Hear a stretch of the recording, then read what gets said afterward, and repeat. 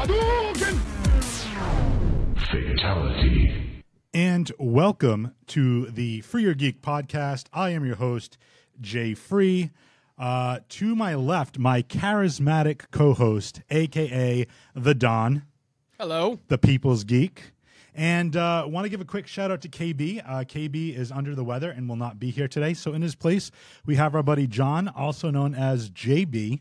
JB. So we call him Jables. I call him Jables. Welcome to the show. I know you're a longtime listener, Yes. first time guest, which is insane. JB and I actually work together, and we're both huge fans of all things geek. So we discuss comic books, superhero films, The Walking Dead, Game of Thrones. He's kind of like my go-to geek at work. So today we're here to talk about Star Wars: The Last Jedi. And we both the Don, myself, and JB have all seen it, and we all have different thoughts on what we actually thought of the overall movie in the ever-growing, for lack of better terms, Star Wars universe. Now, JB, before we get into our thoughts of the movie, I know that as a Star Wars fan, you grew up with the movies, correct? I did, yes. You collected the action figures. And even into adulthood, you read a lot of the novels and the books in this, Comics, everything, yeah. and all of it, kind of rolls up into this whole larger Star Wars universe. So overall, we could. It's safe to say that you're a pretty big Star Wars fan. I think it's pretty safe to say Okay. that. So let's get right into it. We'll start. I don't know. Who do we want to start? Let's overall thoughts. Okay, John, and just overall thoughts coming out of the movie, seeing The Last Jedi. What do you think overall? Okay, going into the movie, I wanted so much to like this movie. I really wanted to like it. And Rian Johnson made it really difficult to like. There were certain elements that I really liked out of it, but for the most part, I thought it was a huge contradiction of everything J.J. Abrams laid the framework for in Force Awakens. And so that's a great point, because I also felt at the end of the movie, everything that happened in The Force Awakens has kind of been thrown by the wayside. Now, Don, how do you feel about this? Because I know we're going to have kind of a point-counterpoint type of thing going on here. And I like that. So, without going too much into my defensive plot, I would have to say it like this. Now, J.J. Abrams banked too much on carrying that old Star Wars generation over into the new. He tried to salvage what episodes 1, 2, and 3 couldn't do, bring Star Wars into a new generation, but carrying the names of the old. Okay? Anybody who's seen this, spoiler warning, knows the theme of this was let the old die so the new can succeed. So I very much like the direction that they went in this. Those specific things that we're not going to talk about right now that happened in the movie that some people may be sour about. I feel there was a purpose for them. And I'm not disagreeing with you, because I definitely feel like the whole purpose of this next trilogy was to bridge to a new generation of Star Wars fans. I get that. I have no problem with that. I love the characters that were created in The Force Awakens. Absolutely, I agree. Don't lay plot lines down and not follow through on them. That's my problem, is there were so many things that could have been done differently that would have so pleased the older generation, which I consider myself part of. I mean, hey, I was 6 years old when I saw A New Hope in the theaters. You got me beat. So I remember going with my dad, seeing that afterwards, going over to Child World, my dad buying me Darth Vader and Ben Kenobi and Luke and playing with them out in the mall while my mom was shopping. So that's my memory. And that's what, to me, the original trilogy, that's what it means to me. That's my childhood. I love it. And to take those characters and do what they were attempting to do, I don't have a problem with that. I liked the way they were trying to bridge to the next generation. Yeah. And as I said, I liked Rey. I liked how they set her up. Finn, I didn't really care for, but Poe's Poe I like. development. Oh my God. He out of this, and I know we're kind of going into Yeah. into it, but the reason I'm pointing over Don's head is we have a spoiler warning right there. So Oh. I just we're gonna spoil the hell out of this movie. Oh yeah. I already reached out to the viewers. Anybody watching on Facebook Live or listening on the podcast, you can't really respond. But anyone watching on Facebook Live, what were your thoughts on The Last Jedi? I'd like to read those as well as we're going along. If you have any thoughts, feel free to add them to the chat thread here, and I'll read them out sporadically as we debate this. So. Go to it, guys. Let's talk about which characters had the most development. And I know you and I, JB, talking offline, we kind of talked about how not very many characters were that well developed. So I want to just kind of have like your thoughts on it, Don's thoughts on it. I am kind of like an independent third party where I'm not by no means a hardcore Star Wars fan, but I did enjoy it for the most part. I did have some issues with it, and I'll give my 2 cents along the way as well. But John Viveris right now thought it was great. So this is interesting. So John, I'd like to see what you thought about these different points that both JB and the Don are making. But which character do we think it was Poe that had the most development? I think Poe had the most development out of all of the characters. At least a more complete story arc where they laid some groundwork in Force Awakens. You saw the same Poe that sort of, out there, in your face, hotshot rebel pilot, defying orders, taking down the dreadnought. That to me, awesome scene. Awesome scene, very well done. Sort of drove home his character and reestablished that. And then as the movie progressed through the different experiences he had, I felt he was the most developed because I think toward the end, when he had that final showdown with Haldo, I think that really was the sort of eye-opening for him to say, like, okay, I thought she was playing it safe, but now I realize she was just biding time so they could sneak away and save what was left of the fleet. Whew. Oh, Okay. man. Don? Okay, so if Poe's character development towards the light side is who you think, I saw Kylo Ren's character come to everything I needed it to be. From what I saw in The Force Awakens, I wasn't sold on Kylo Ren then. You guys saw me jumping around before we jumped on air. Like, Kylo Ren's character, I loved that we finally got to see what actually happened. We only got to see the little dream sequence in The Force Awakens. I love that we saw Luke as villainous because that's a child, no matter what. Think of the Minority Report. That stuff is not set in stone. He was not going to murder all those people. And Luke was like, you are a Jedi Master, but you never passed any trials. You didn't do like the other Jedi did. Your way is not... Luke is very, very dark gray. If we know what I mean by gray. And I want to put a pin real quick on this, just because Kevin Moose Donovan is saying, why does everyone keep knocking down on The Last Jedi? I haven't seen it yet. So, Kevin, just real quick, spoilers in case you don't want to be spoiled. We like having you as a viewer, but we just don't want to spoil the movie for you.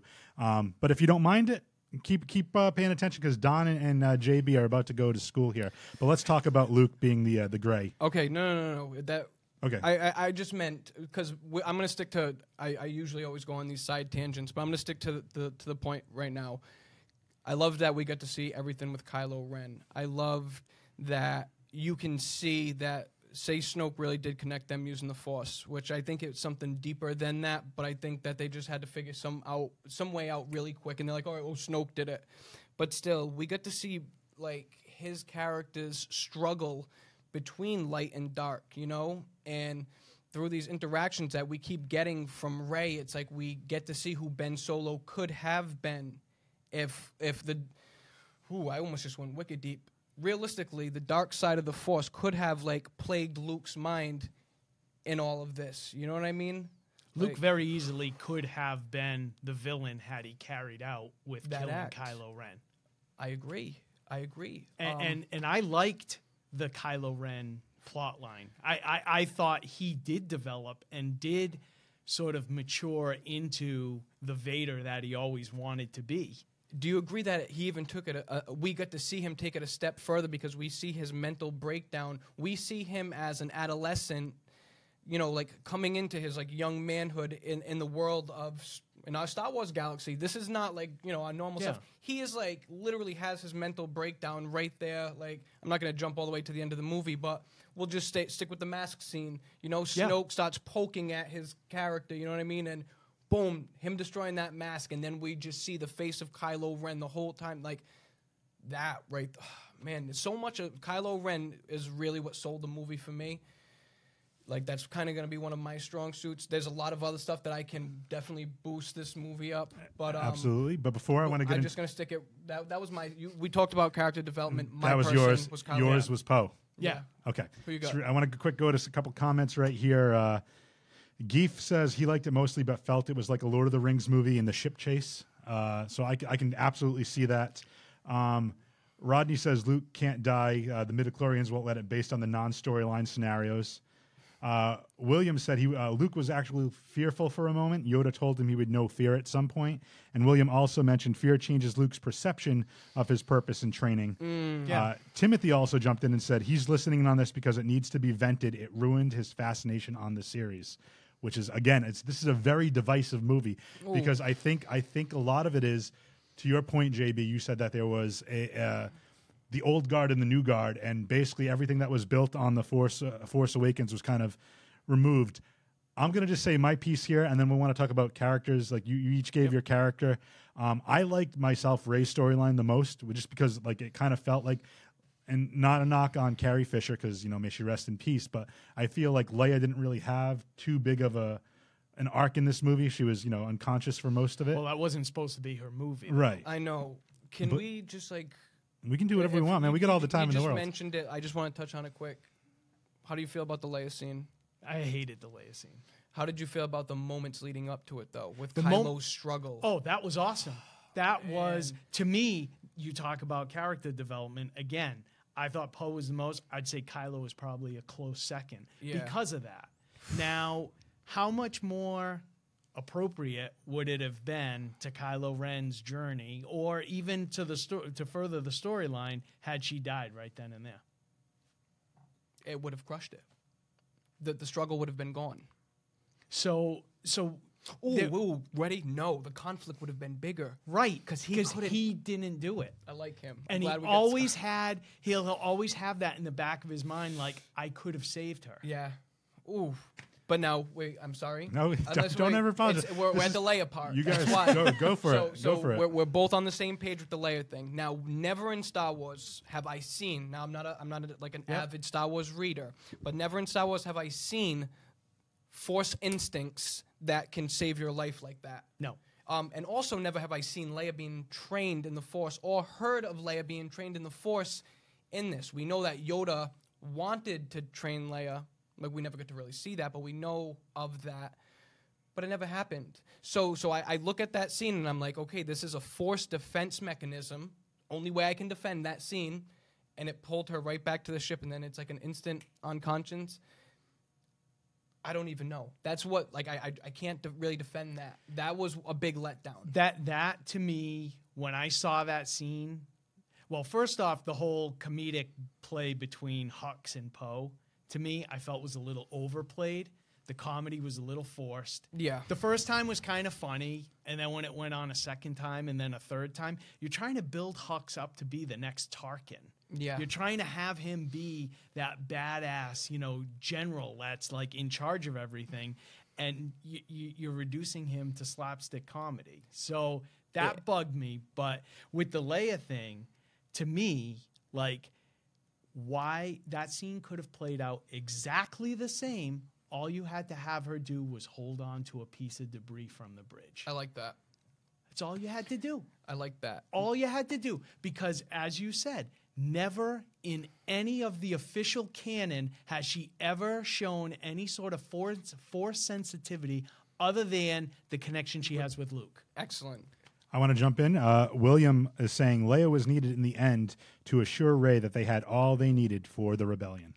Right. And if we want to jump to the end, I can tell you what. We're going to be all over the place. All right. So if you want, and I'll argue that point. Why could they have not used Leia in place of Holdo to drive that rebel cruiser and allow everybody to escape? That would have been the perfect out Right. right there. Now, I felt like I want to touch on that Holdo.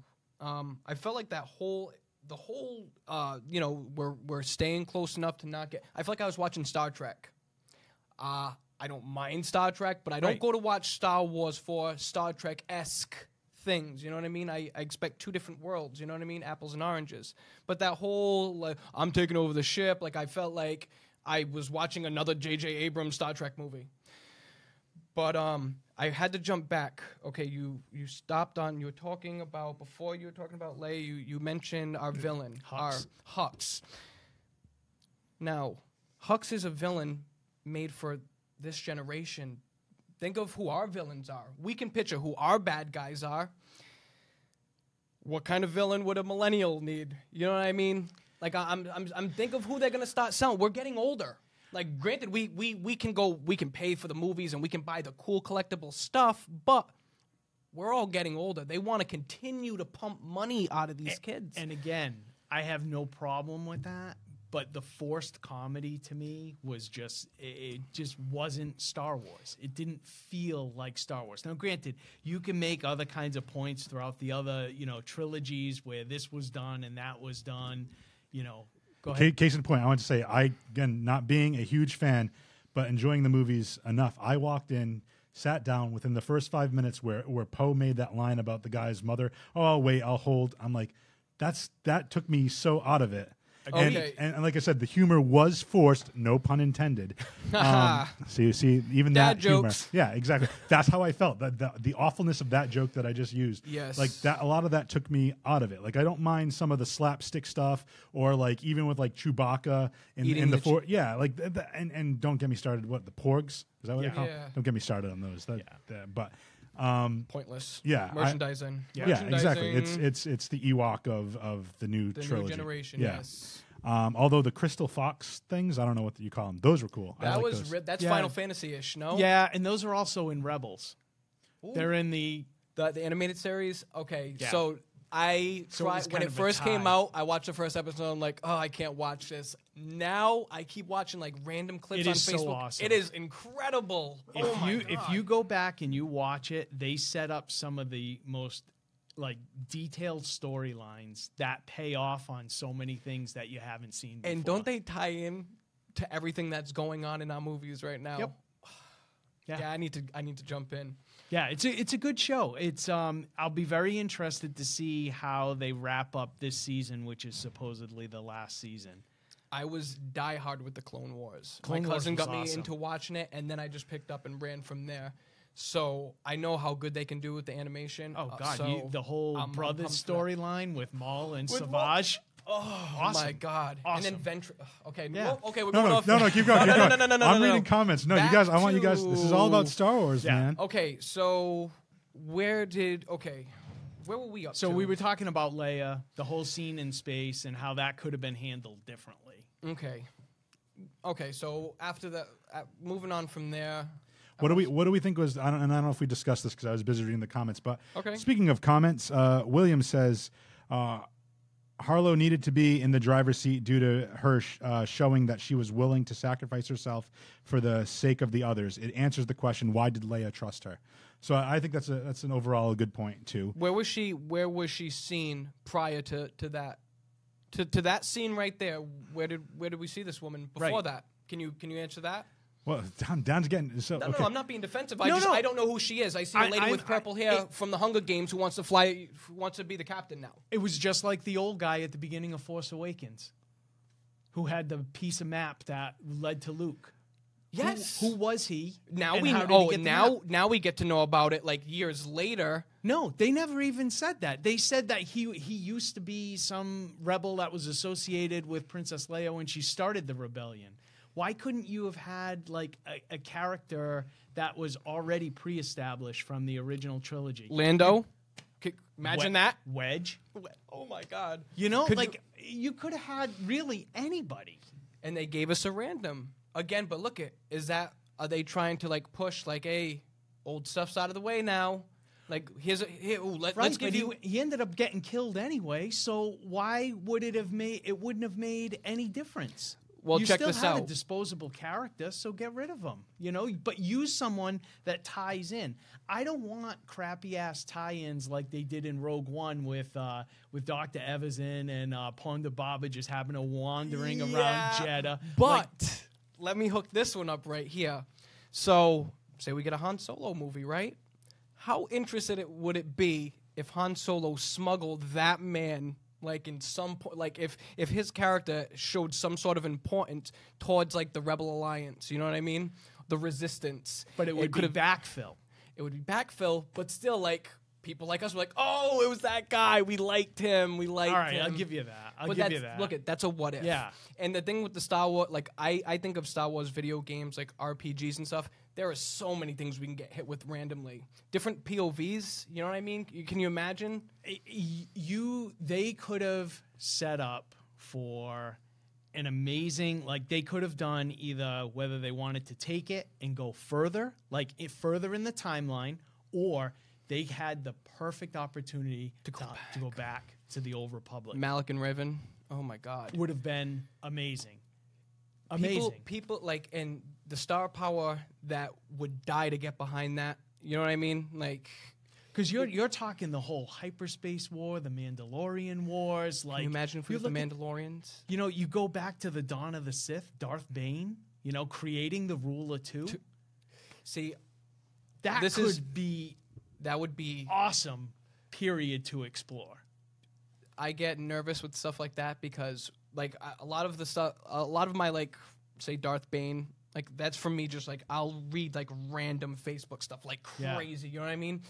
And I feel like at that time period, there were so many Sith, and, like, I believe Darth Bane's the one who, like, absorbed, like, most of the planet's power. And No. He went through and was basically weeding out the Sith. Yeah. And the thought was because there were so many Sith, the power was diluted. So as they started killing them off, the people who were left became stronger and stronger. Kind of like a Highlander. Wait a second. This is who Yoda went to see. In the Clone Wars, at the end of the Clone Wars, he went to see his He's canon. Yes! He's canon. All right, I know you're talking. Awesome. I got nervous for a second. I was like, wait a second, I do know exactly what But you're some talking of some of those stories though from the Legends series of Darth Bane and how he established the Rule of Two were freaking awesome. And how about all of the another? God, sorry. No. I'm just going through. But we mentioned a lot of people different characters. talking. Yeah, Timothy's asking about Starkiller. You think they're ever going to kind of make him into continuity? How do you? Starkiller is from the Force Unleashed. It's a yeah. video No. I know who he is.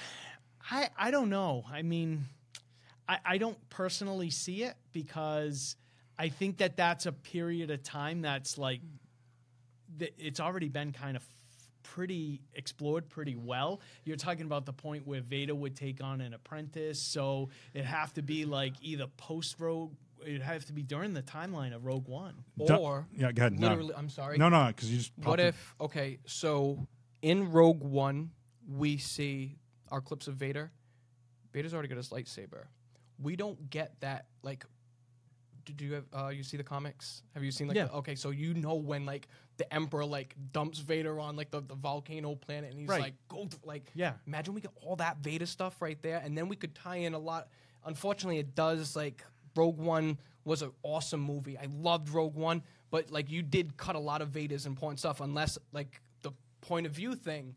Well, that was the whole thing. Yeah. It wasn't supposed to be Vader-centric. Yeah. It was supposed to be, let's bring in a new cast of characters that have nothing to do with the Skywalker legacy, and then now we can introduce another generation. I mean, everybody was saying, oh, well, it sucked because they killed everybody off. They're going retro with the movies. Yeah. Why couldn't Jyn Erso appear in the Han Solo movie?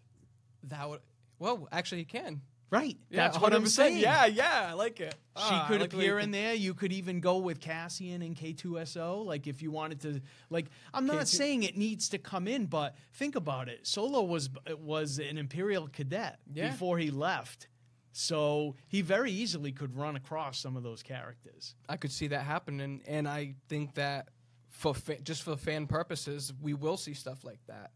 And I don't have a problem with that. Like if it has meaning. Like again, I'm going back like when you were talking about Rogue One, how they put the Ghost in from Rebels, and Chopper was in the background, and then they had I think they had a call to General Syndulla, who's Hera Syndulla, from Rebels. So that to me makes sense. Like they don't have to be blatant in your face, like let's ram it down your throat. But they give you the little nod. That's all I need. Yeah. Show that the other things, kind of connect. Something that Marvel set out to do with their cinematic universe, and to me has not done a good job. But that's a conversation for another time. William just made another good point. Said regarding the expanded universe, unless Disney lifts their embargo on the alternate storylines, he's doubt we're going to get much expanded universe stuff, which absolutely makes sense because Disney right now is kind of, if we want to put this in context, like the Empire and the fact that they have their grip on everything. See, I agree with that, but I also disagree to a certain extent because, Thrawn, Grand Admiral Thrawn was one of the biggest expanded universe characters near Mara Jade. And you saw Thrawn get incorporated into canon now through Rebels. So it's possible. It's possible. They might do like little hints and, like you said, little Easter eggs here and there. I think it'll be good. I just want to also point out really quick, both have Star Wars. Both of my co-host and our guest have Star Wars shirts. I find one of them is light and one of them is dark. Is that representing the different sides of the Force? That's what I need to know. Oh, man. Okay, so we talked about some of the characters we thought had the most development. Which characters do you think were kind of like, well, they're here, they don't really serve a purpose? Question. Go for it. Where were the Knights of Ren? Were the Knights of Ren the Snoke's bodyguards? Is that what we got? I don't know. That's one of the things, again, that was laid out in The Force Awakens, to me, was a subplot, and there was no explanation. My biggest gripe about it, though, and I actually thought it was kind of cool that Rey was a nobody. And, like, she wasn't part of, like, there were all kinds of theories. Like, oh, she's Palpatine's daughter. Or, I've read that. She's a Kenobi. Or she's a Skywalker or a Solo. That didn't bother me. Didn't bother me that she was a nobody. But don't say she was sold off to beer money from junkers on Jakku, but then yet in her flashback, you see her reaching out to the sky as her parents are flying away on a spaceship. And the guy's pulling a let's go. So explain that one away. And did they sell her away for money and pilot a spaceship and then drive off, which kind of seems ridiculous, but it wasn't a junk spaceship. It looked it looked nice. Yeah. So the whole, whenever people jumped on the Obi-Wan Kenobi thing, I did get the chuckle that Obi-Wan Kenobi and Rey are the only two people in the galaxy with British accents. But the big thing here is, did he get down and dirty when he was that old and then like knock up some some woman on Jakku? Yeah. And then it was him taking off? I don't think the timeline matches up. I know. So when everybody was like pro, it's Kenobi's daughter, I had to take a step back. Unless it was the offspring of one of Kenobi's children that he fathered when he was super young, because he had that whole, when he was apprenticed when he was Ewan Qui-Gon. McGregor. Yeah. Not really knowing where Rebels ends up going. No, never mind. Kenobi is in Rebels. No, I know. He was in this season. He ends up killing Maul. Oh my God, what a great scene! And it was his well son. done. His son did. Oh man. So Knights of Ren. We did all that. We're talking about which ones we thought, like which characters we think were kind of like pointless. Yeah. I thought Finn. I really didn't see much of Finn that impressed me. I thought the whole scene with Canto Bight and them having to go and find the slicer, I thought that was not needed. I thought it could have been done better. Like Ryan Johnson, when asked, everybody was like, oh, where's Lando? Where's Lando? Where's Lando?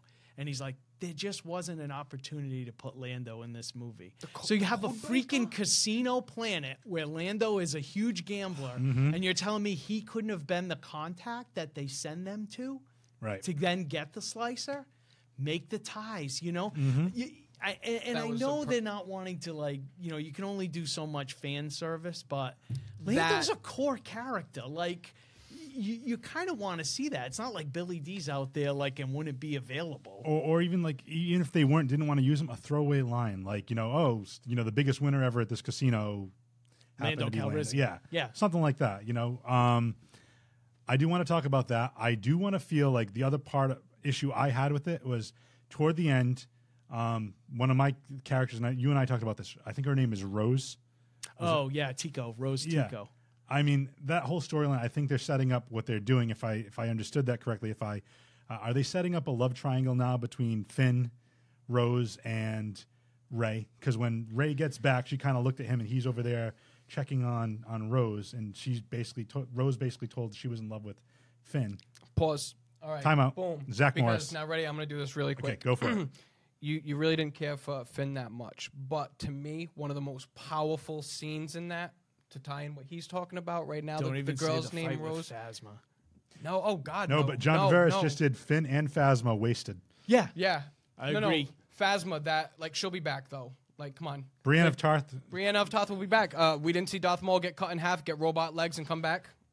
But no, don't let me sidetrack. No. Stay focus. Sorry, guys. Sorry. You were tying it to Finn and Rose. Boom. So we're on that planet now. Yeah. Flying out junky spaceships. I'm a big Game of Thrones fan. Huge Game of Thrones fan. One of my favorite scenes from last season is when Jaime decides to grab that lance and he's going for Daenerys. Drogon. And Bronn just tackles him off into the water. And now we get it with Finn, and her name is Rose. Okay, so we get it like that. She saves him, and what are you doing? And she's like, I just saved you, silly. And then she drops like the best line of the movie, which was like, it's more than just stopping what you hate. It's about saving what you love. And boom, I'm just like, oh my God, this is the best movie ever. But that's her basically saying she's in love with Finn. Right. Exactly. And if you think that Rey and Finn any level of a love interest, no way. It's never even made sense for them to be like, dude, they were like the kooky buddies who made it through. Like, right. I say double friend zone there. She doesn't want none of that. He doesn't want any of her. And look, everybody built up Poe and Finn to be gay. I don't see Poe really being gay. I see like Poe being the new Resistance head with the new Jedi girl, which there are no Jedi rules anymore. There's no Jedi council to tell her she can't wed. I'm not saying they're going to marry. We don't really see weddings in Star Wars. Right. We get I love you and I know, which is cooler than weddings. But I'm saying, like, if there's any love interest, it's going to be something in there. I don't really see, like, the what. I'm sorry. Ready? Sidetrack. So when they were having their, like, little, like, teen phone call, like, telepathic sessions, right? Didn't it seem like they were a little flirtatious at times? Like I thought that's the direction they were going, was establishing more of a love interest between Kylo Ren and Rey. And that I thought would be pretty cool. That would have been awesome. That would have been some Romeo and Juliet meets the Force type stuff. Damn. Well, no, because I think what the one thing I liked that this movie really did was, you have your dark side of the Force, you have your light side of the Force. This movie kind of really explored the gray area of the Force. And there's always been those gray Force users. There's always been people who have kind of used what they needed from both sides. Yes, absolutely. So, but I mean, like Kanan Jarrus is kind of one of them, So and now- Ezra, his Padawan in Rebels. And I know I keep going back to Rebels, but I it's like that you are. It's the most like recent example of something that is non-Skywalker related that you can actually draw Jedi into and make some comparisons. But going in that direction would have been fantastic, because you could have explored so much more, because you could have had like the sort of, and we kind of saw it in that fight scene, because she was working on him to like bring forward a little bit more of his light side personality, or that aspect of his personality, while he was kind of drawing out the dark side on her. So, getting into that sort of nebulous area, I thought was really well done. Like I enjoyed that part of it. Let's talk about that scene. Okay.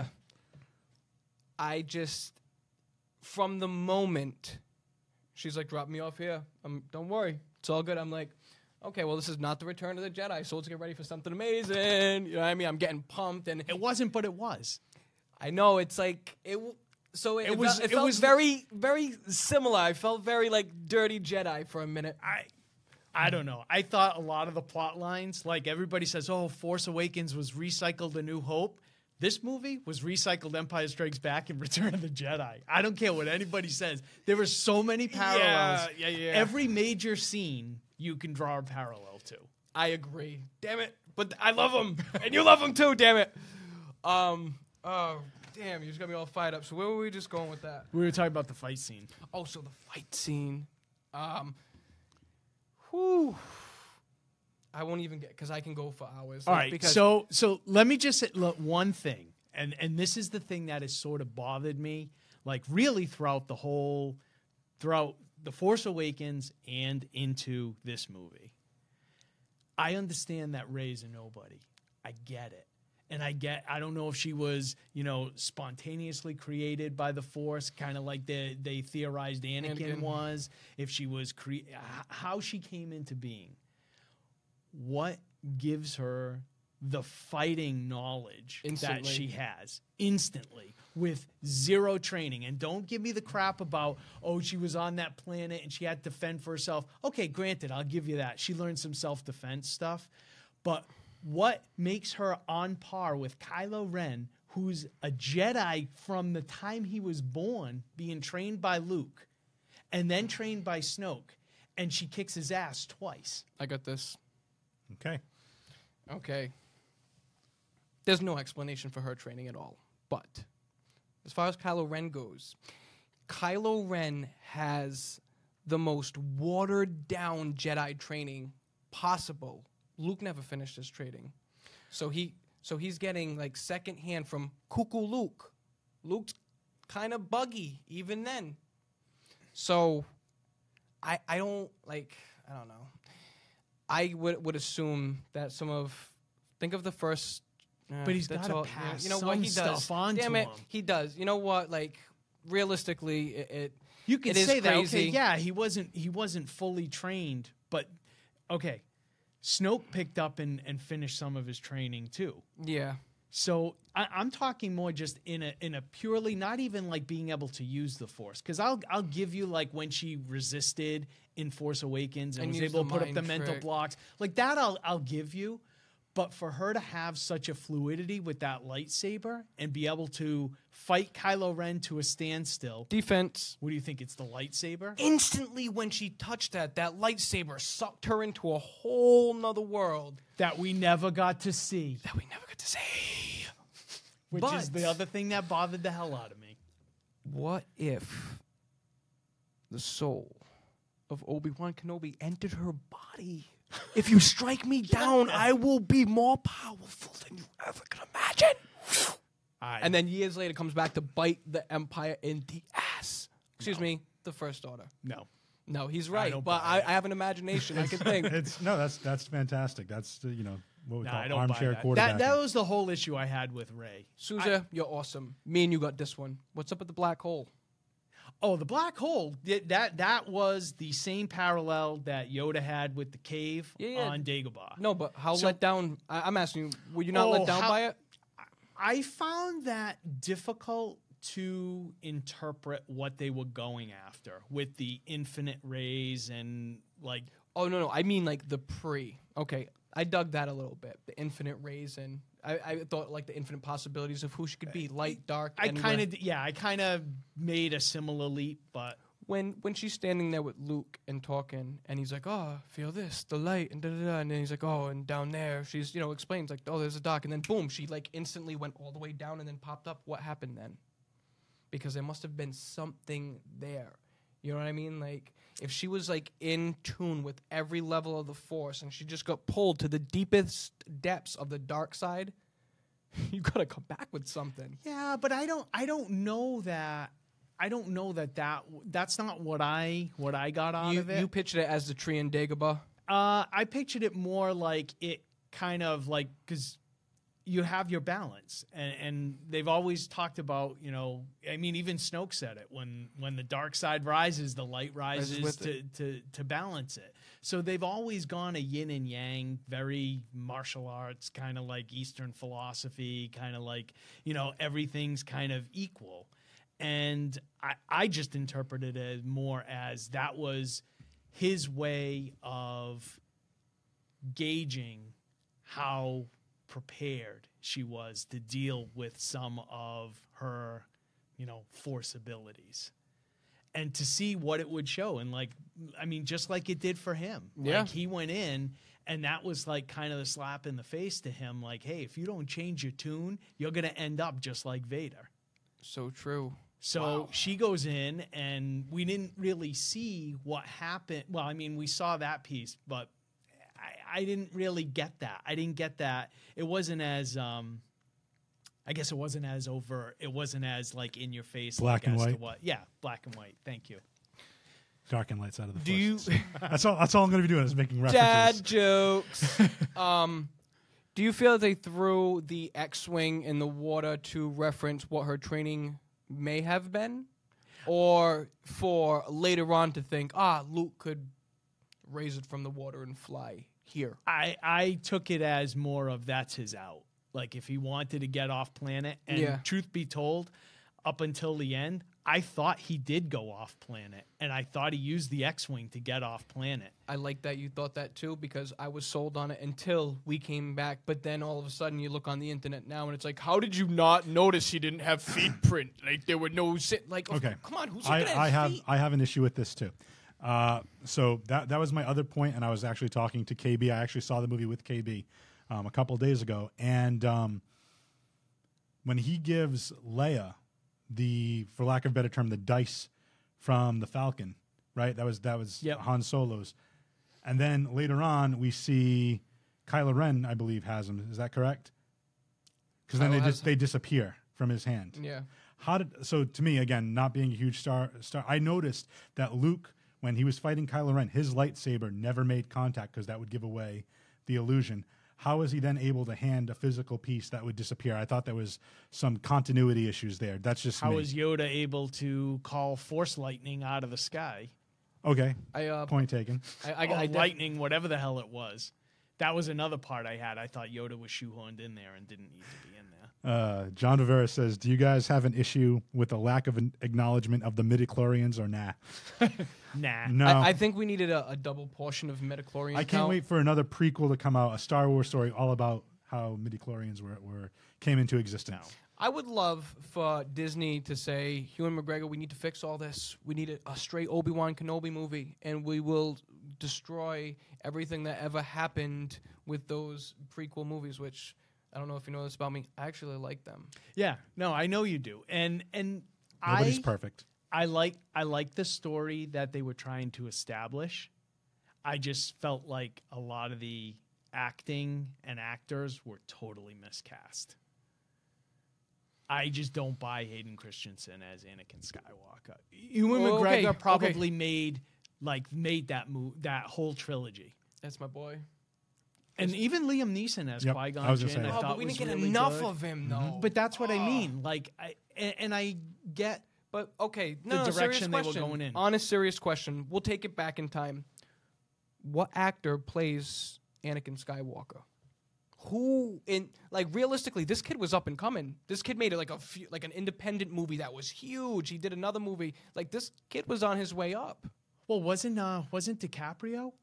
I God. read something, and I'm not saying he's the best choice. No. I mean, dude, that's like earth-shattering. Leonardo DiCaprio as Anakin Skywalker, but I look at Leonardo DiCaprio as someone completely different.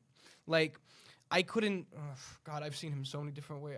I'm thinking, but I can't see him being like volatile as a Vader. He's such a and granted, we're talking.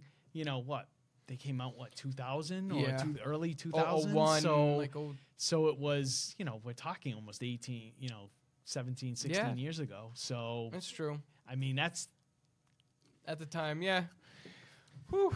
But still, I like the thing about it is I liked him as an actor. Like I can't, like, there are so many things that it's like, I see all these people who always bash, and I'm like, all you have to do, if you hated all of his acting, turn on the Revenge of the Sith, go all the way to the end of the movie, and then just play from when he lands on Mustafar. Just play it from right there, and then that's it. That's all you have to do. No, that was great. That was probably some of the best footage in that entire trilogy. Was that end of Revenge of the Sith? Now that I think about it, if you take it from the second he cuts off Mace Windu's hand, and he's like, "I submit to you," and then he goes and kills the kids, and then just keeps. From the second he turns, he is the perfect Vader. I mean, like, he's perfect as that form of Anakin Skywalker. And as that's what lets me down, too, is, like, you like the Clone Wars. You don't think that they made the Clone Wars character, like, right after him. Like, it fit for me. So, Right. you know what I mean? Well, like, so going from watching the Clone Wars stuff, you know what I mean? Like, seeing all that stuff, I'm like, oh, they line up perfect. I like this. You know what I mean? Like, I don't know. Like, I wish people could really show me, like, hey, this is the part right here. Like, you call that acting? Like, I'll say this. Like, Ben Affleck doesn't want to play Batman. That's a person who doesn't know how to, whatever, sell me something. But I got Anakin Skywalker from Hayden Christensen. Well, I just want to point Sorry out for that rant. on Facebook Live, your boy Souza saying despises Hayden Christensen. And then Nate Lloyd says the dude that plays Kylo Ren is easily the worst villain. No. Oh, can I just... Oh, wait, hold on. I don't know that I disagree with that. I I just want to point out, we'll get to that point in a second, but William also said they are doing an Obi-Wan movie. It's going to focus on the stuff after Episode 3 and before A New Hope, which I'd be psyched to see. That'll be So interesting that's because the counterpart. That's the same timeline as Rebels, and they've already introduced him in Rebels. So that'll be very interesting to see what they would do with that. But let's talk about Kylo Ren, because let's talk about my biggest disappointment, and then we'll talk about the overall villains of this movie. Was Snoke. I got no backstory, and I was a little disappointed with that. I didn't ruin the movie for me, but I wanted to know more. Here's the deal with Snoke. This was the one character I was the most intrigued by. I was intrigued by the look of him. I just, like, the very little you saw of him in Force Awakens, he cemented himself, like, as, you know, being totally in charge. Then you see this movie now where, like, he shows, like, he's pretty freaking powerful, but he's not a Sith, though. No. So where did he come from? What is his story? You know, like, that's what I wanted to. And all I wanted to know was, where was he while Palpatine was in power? What was his deal, right? So all you had to do was give me a throwaway line, like, oh, I've been biding my time, you know, blah, blah, blah, whatever. But they didn't do any of that. It was just, you know, he was just there. And then now he's, boom, gone. That's what sucks, is that he's boom gone without the explanation that would have been, for me, best explanation ever would have been. So this is one of the clones that Emperor Palpatine made. This is like one of the, because once he died, he had plans to take down the Empire after him. No, see, so if one of the best explanations would have been, you go take it way back. Now, I mentioned, like, going back and doing like an Old Plagueis? Republic. Oh, no. Everybody said Plagueis. I want to go way back. Have him be a Sith or a Jedi or some combination of both that was in power back in the Old Republic, right? And through manipulation of the Force, somehow he's able to extend his life, you know, his lifeline, life expectancy, life force, whatever it may be, yeah. So he's able to, like, you know, come into power, and then you have his story then. But then what you could do is you could springboard back, do a new trilogy, and have him be the villain when he was younger. 100% you could do that. I would like that, too. But they never established anything about him. William mentioned there was a book that talked about his backstory. Why no mentions of this in the movie? No idea. Yeah, and I know the visual dictionary had some stuff in it. It had, like, I guess one of his rings is a piece of the Vader's castle or something to show. But like, if he's not a Sith, like, what difference does that make? You know what I mean? Like, he's obviously very powerful and had to have been somehow trained. So, you know, the easiest explanation is, like you said, they should have made him Darth Plagueis and have him be like the reason why he was so screwed up was because, you know, because of what over time of putting himself did. back, and then over time just putting himself back together over and over again. Yeah. Or like however it may, like there could be something more going on that we needed to just know. That was a letdown. But realistically, we kind of turned off, and I have to defend Kylo Ren from he's the worst. You're gonna say that he's the worst. I'm gonna take us to our original Star Wars movies, like your Star Wars movies. You know what I mean? We start off with Darth Vader. Dude's got asthma.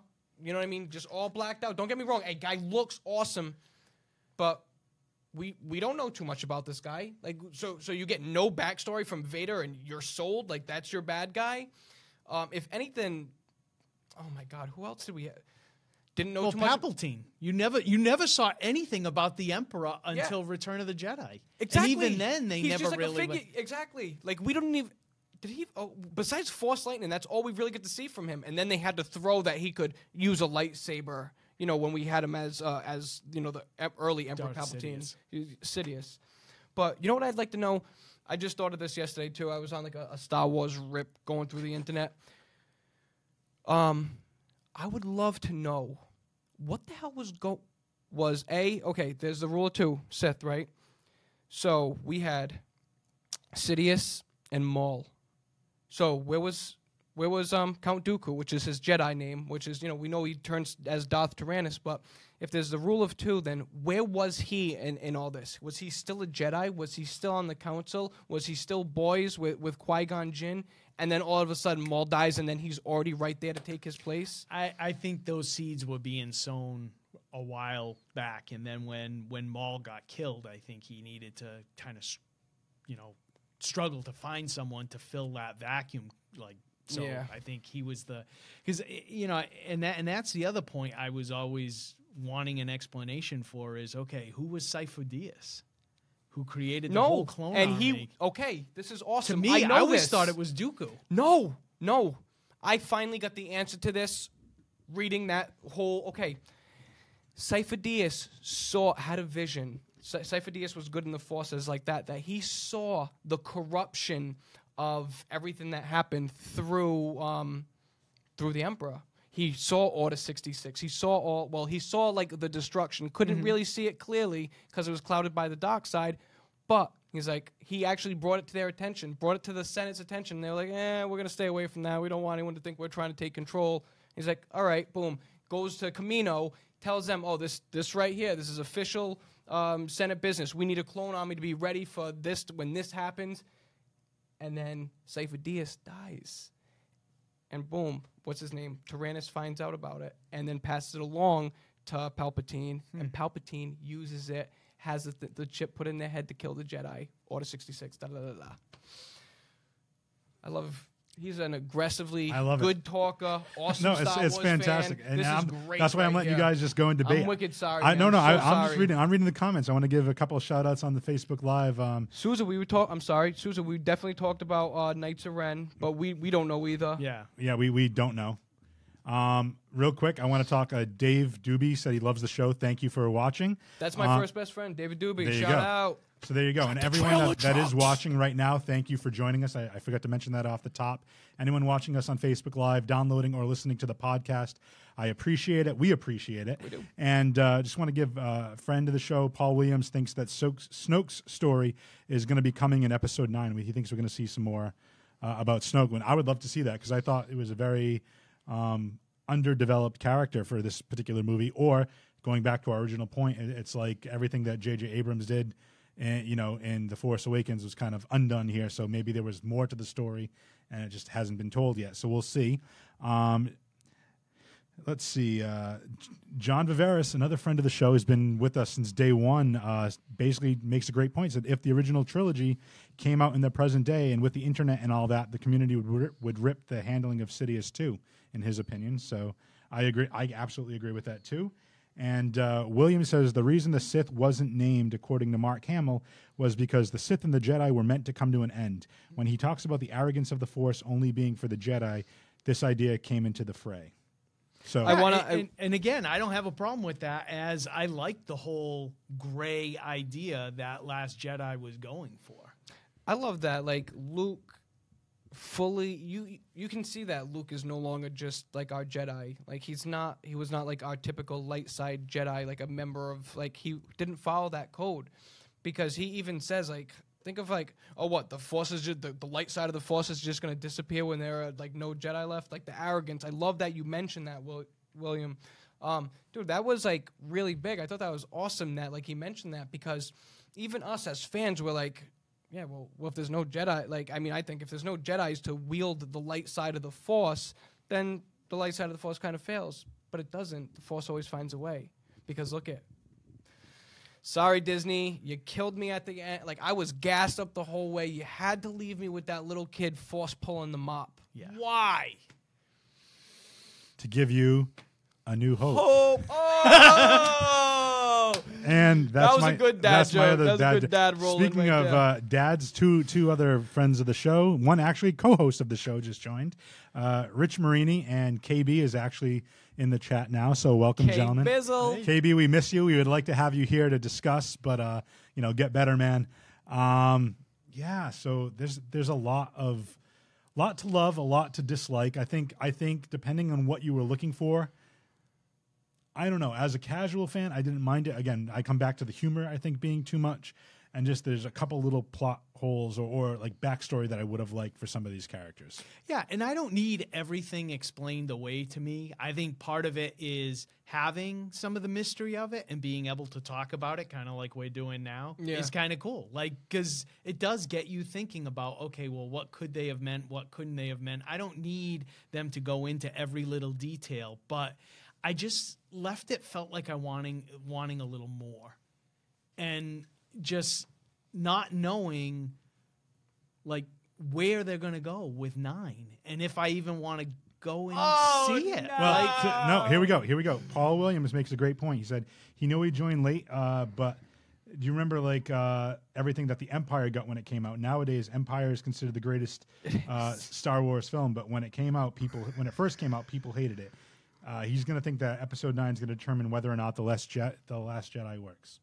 So, and I agree, and I just I think what really hurt this, and I know Abrams was an executive producer on it, but I think not having a director at the helm for all 3, I think you're seeing a difference in vision, which sometimes can be a good thing and sometimes can be a bad thing. somebody actually compared it to like a rap battle. Like, okay, J.J. Abrams did this, so we're going to undo everything and start from scratch here. Now the ball's going to be back in Abrams' court for the next one. I don't know. We'll What other movies did this director do? Because we can just pick it up from his style. Like I can look that up. Yeah. No, I mean, yes, you absolutely can. But J.J. Abrams, Star Trek. I'm telling you, like we got a lot Lost. of like different worlds, and think of what like the stuff that was pushed. Think of what's the lady with the big eyes? Name her planet. Maz Kanata. Maz. Okay, so think of everyone we get to see in there. Like we got the cantina scene just to nowadays standards. Right, but again, was that character even needed in The Last Jedi? Yes. Maz Kanata. How's she getting the lightsaber? How are we making the No, connections? I'm saying in The Last Jedi. Oh, we're talking about? Oh my God, I thought we were talking about She Force had Awakens. no purpose whatsoever other than like Stupidest scene ever. a name drop. She looked like Rocket from Guardians of the Galaxy, floating around, just popping stuff off with a blaster. Unneeded, definitely unneeded. And To me, that's where you could have put Lando in. that whole scenario should have been Lando. I was calling Lando. They were like, if I would have been at the movies with anybody I know, I'd be like, here's Lando. Yeah. This is it right here. But it wasn't that, and that was a letdown. Then we get Benicio del Toro. Like, dude, come on, stay with Guardians, man. To be honest with you, though, I liked his character. I like that I like that he backstabbed him. But that's what I liked about it Yeah, was that I made a better deal. He was true to his own morals and he didn't go the Han Solo route and take the higher road and become the hero. No. He And took the now- money and left. And now he's going to give the other Infinity Stone to Thanos, and it's a huge thing. Damn you, Disney! Stop buying everything up. No, buy everything up. Paul Williams, actually, I was looking it up too, said Johnson did Looper, the movie Looper, Oh, I like that movie. and a actually like couple that movie, episodes of too. Breaking Bad and a bunch of shorts, pretty Yeah. much. So that's what he has on his No, resume. and again, I think for me, it was just disappointing. I was going into it expecting something a little bit different, expecting this sort of storyline to be pushed forward, and I I personally didn't find that. I thought the way I actually liked, and I know a lot of people complained with the way they handled Luke. I actually liked the way he handled Luke. I think Luke was done well. And I thought Luke stayed true to himself. Like, I would have been a little bit more disappointed if he swore off, totally, I'm not getting involved, and then he jumped in the ship and went and helped them. I thought it was cool that he used like that, force projection, which I don't know if we've ever seen that in the movies, but I think they've done it in other, Well, now they're going to try to back explain that Obi-Wan Kenobi was actually a force projection of himself, because Obi-Wan Kenobi held up his lightsaber, but it never actually hit with Vader's. Oh, you're saying in the... I want you to know that I read an article that they tried to back explain that Jedi can do that. That's something that Jedi could do, that it just didn't come out of nowhere, people, blah, blah, blah, blah, blah. But what I thought was cool was he told Rey, what do you think, I'm going to go out there and fight the Empire, the First Order with what, a light sword? Just me, and that's what we got. But I think a lot of people wanted to see like the frickin' badass Luke that like pulls a Star Destroyer out of the sky and crashes it into a planet or something like that. But wait a sec, though. But you saw it, but it was on a different level. Yeah, but on top of that, Luke Skywalker was never that. Luke Skywalker could force choke. He could fight a little bit with a lightsaber, great pilot, but... Right, but I think the thought was because he'd gone off for 30-some-odd years and, like, went to the source of the Jedi and reviewed the manuscripts and, like, was sort of, training himself, so to speak. Yeah. Or it would have been cool if, like, they would have done a holocron thing like they've done with the Sith. That's awesome that you said that. That's really awesome. But, like, what's unfortunate is we know that your shirt says it all. Look, can we get a shot of his? His shirt has. Just turn to the camera. So he's got all of our Force ghosts across his chest right here. Now, why couldn't they continue to train Luke? Like, why couldn't that have been the continuation of Luke's training? Like this whole thing, look at what Yoda had to do. You and I know from Clone Wars what Yoda had to do to learn this and then pass it along to Obi-Wan. And they showed the importance of this. So then if you could do that, why wouldn't you continue to train Jedi in a spirit form? Well, again, then why wouldn't have Yoda have come to help them if he was that powerful and he can still control lightning? Wow. Well, I want to jump into some of these comments because Paul Williams is killing it. He said the 3 different directors for the original trilogy. Lucas did A New Hope, Irvin Kershner did Empire, and Richard Marquand did Return of the Jedi. So Sean Lando would be the same age as Han Solo. Yeah, roughly. So we'd see. So he'd be in the coolest way of a black don't crack. So he would look phenomenal. You know what I mean? The views and opinions expressed by the Don do not. That's that's good. That's good. Oh that's fine. God. It's an ongoing joke. I know. We have to do I get that. it. It is. Couple other things. Justin mentions Benicio del Toro's character. What if he does pull a Lando and then basically double betrays everyone else and rejoins the Resistance? Wait, who? Benicio del Toro's character. Rejoin? No, don't. Yeah, don't Benicio do del that. Toro, don't come back. No, I don't the care money if he and run. comes back. I liked his character because I felt like it was truly someone new and interesting, but didn't basically played both sides off of each other. I think we need to get more looks at the Outer Rim because God knows what force-sensitive creatures live out there. And I mean, not like our traditional sense, for some reason, we only see so many species of Jedi. But realistically, there are octopus type Jedi. You know what I mean? Well, they it's come like the Green Lanterns. I mean, it's so many different, when species. I think it would be so awesome to get more. I don't know, Kit Fisto style. There was we got to see a few of the Jedi in the old movies. I mean, different species of Jedi. More characters that aren't humanoid. Yeah, I would definitely be cool with that. You know what I mean? I want to go out with this one thought. We're going to kind of wrap up here, but before we do, I want to talk a couple of things. Rich Marini says the end of the world starring the Dawn is going to be more epic than Star Wars. So. It's a short, apparently, that Rich is filming, friend of the show, a movie. You want this guy? You want this guy, Rich Marini? was my apparently acting. I'm going to be shooting. I'm going to be shooting this movie. I'm going to be filming it, and you're going to be acting in it, which is going to be great. It's going to be a zombie short directed by Rich Marini. But I want to go out on this thought, and before we go out on this thought, I want to preface this by what you were just talking about, different Jedis with different species. William makes a great point, says, with Daisy Ridley not being in the film past episode 9, do you think they're going to lead to a Wild West approach to the Force and such? Like pretty much all different characters, races being Force sensitive, kind of like the boy with the broomstick. I think what bugs me a little bit about where they're going to go next is, to me, the trilogies have always been about the Skywalker story and the Skywalker lineage. If you want to go off and create other movies that sort of dovetail in, like they're doing with Han Solo, like they did with Rogue One, like I'm fine with that.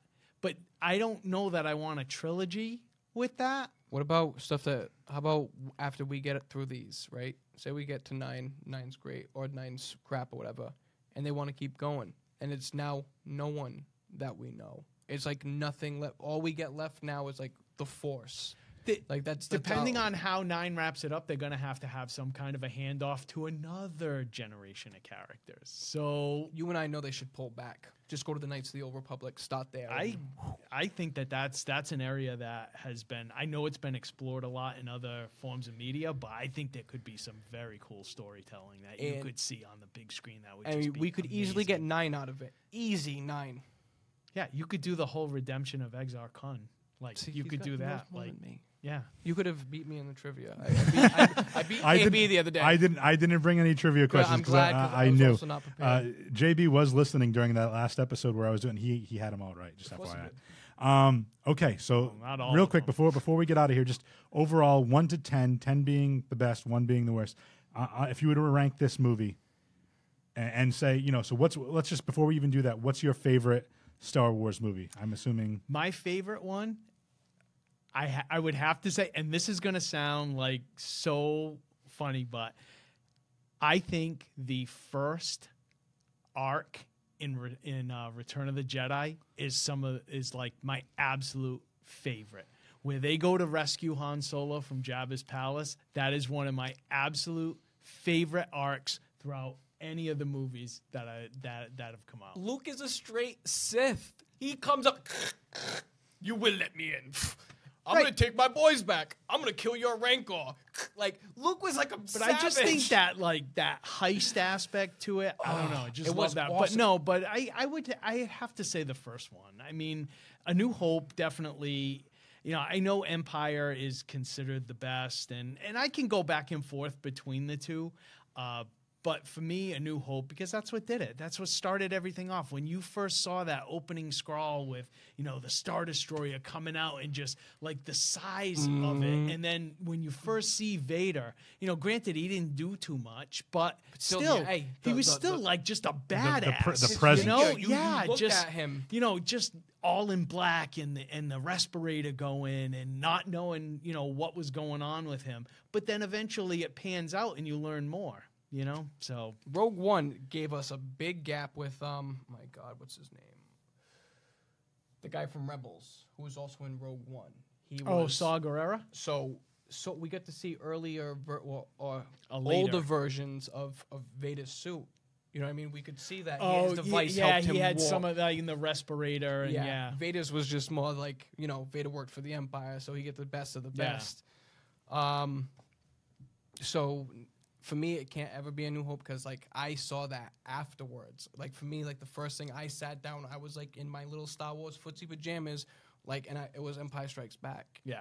And then I went back and watched A New Hope, and I was, like, still excited. Let down, but, like, excited, you know what I mean? But that was your first exposure. That was, though. yeah. So, see, for me, that was the first exposure.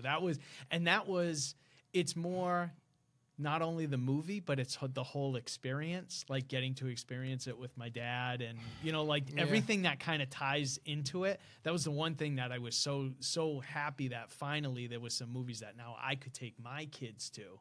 And like when my son and I went to see Force Awakens when it opened, it was like the perfect like generation bridge. And I know that movie gets slammed, recycled plot and everything, but to me it was what it needed to be to kind of bring the two together. And now, like you said, there has to be a handoff, and I'm ready for the next phase. But just do right by my characters. Hey, seriously, just like, do right by my classic characters. That's all I want to see. Take care of what brought us here. You know what I mean? Just like I love how you said like handing it off to your kid. Like instantly, like I kept saying like I get to see this by myself. Like the second like boom, Star Wars was across the screen and like the sound is all around me. It's like boom, I went back to that kid like sitting down in front of my grandparents' old box that TV. Happened to with, me like, when I saw Force Awakens. It felt Star Wars to me. Yeah, instantly felt it. I was brought back, and I just I liked it. I liked it. So you asked about like a number for it. I'm gonna say like if Empire Strikes Back is a 10 to me, then The Last Jedi is a 9 because there's always room for improvement in that movie. But still, it was great, man. It was really, really great. My Star Wars order's all messed up. You guys would like hear my stuff, and just it doesn't make sense. Yeah. Well, I think it makes sense because your own personal opinion. Everything is subjective. It's age. It's age and when you're exposed to it, because I think that plays into a lot of what your memories are. And I can understand a new generation coming up on the prequels and them liking them better. Like I'm like if you don't watch this and see like BB-8 and like the new drug, like that's completely like here we are, we're in 2017, so everything's gonna look like. But dude, like R2-D2 is a trash can flipped up. Like, you know what I mean? I'm using that as a reference, like what they had to do back then to what they can do now. So now they're going to push all this crazy stuff because now we can actually sell remote control BB-8 units, and merchandising is going to kill it with this stuff. Star Wars will never end. Yeah. Even when like I love it and I can tell that you love it and I love that you love it. I love sitting with someone talking about Star Wars. Like, even if we said we'll never watch it again, like we bleed Star Wars, they'd be like, all right, we're going to keep making money, and it's a shame that you don't want to come along with this for us. But I back you up 100%. Like, don't take a dump on everything that we love just to make more money. Right. A couple quick announcements. I'm reading all these Facebook comments. Friend of the show, Johnny Leathers, just joined. And I want to preface this by saying the views and opinions expressed by Johnny Leathers do not reflect those of 59 Media or the For Your Geek podcast. And also, this is episode 59, and we're at 59 Media Studios, which is crazy. But Johnny Leathers mentioned, I guess some female drivers suck and crash into things in all galaxies. And that's a horrible sexist joke, Johnny Leathers, but we love you anyway. Also... friend of the show, John Vivera says the current Darth Vader comic run is great. Would love to see it translated to the big screen. Yeah. I have not read it. Are you reading it? I haven't started the newer one. The previous run I read, and it was really good. Very cool, very cool. Michael Bugara says JB and Jay Free talking Star Wars. He feels like he's back having lunch with us when he used to work with us. And Paul Williams, a friend of the show, wished us a Happy New Year. And he also says that his best Star Wars movie ever was the Star Wars Holiday Special. That's because he wanted to date the female Wookiee. That's what it was. He wanted to shave her back. He told me this. Oh, Paul Williams is awesome. Check out. It's like a sister podcast, the Bats, Bows, and Books podcast. Dude's a fellow geek from up north in Canada. Great dude. Check out his podcast as well. He's great. Anything else we want to talk about? I want to thank our sponsors. We didn't even talk to them at the top. Local Blast Marketing, Pachico's Furniture, and Ritual Sweat Society. Thank you all for sponsoring the show. Anything else? Anybody that's viewing from any of the pages that Don's sharing too? Oh God, yeah! Thanks, guys. Thank you very much. This time. Yeah, we love the comments. We have 101 comments going strong right now in Facebook Live. Come like our page. Yeah, Anyway. If you're watching this on Facebook, like the For Your Geek podcast page. Follow us on Twitter and Instagram. For Your Geek on both of those. Our personal website is jfreethegeek.com. Anything else you want to add, Don? Any other plugs, JB, Don? Anything else? I hope you geek about other stuff besides Star Wars so we get John here again. Yeah. All right, because we made some Marvel comments before, and you started doing like next Marvel thing. Like you're good. You're good for show. Yeah, definitely. You definitely know your stuff. I like that. Sean's telling us a great show. Johnny Leathers is saying New Year's resolutions to be a better Johnny Leathers. I don't know if that's possible. And No. Alex Whiteley is saying, love you guys, just started listening. He wants to get a shout out for the Thor's Kin podcast. There you go. Check Shout that out to too. the Thor's Kin podcast right here. You heard it on Free Your Geek. Yeah. So we gotta. Do we want to hit him with a catchphrase, or do we want to say just start your weekend with your geek friends and may the force be with you? The Force is with us all. Right. Force is with us all. Thank you, guys.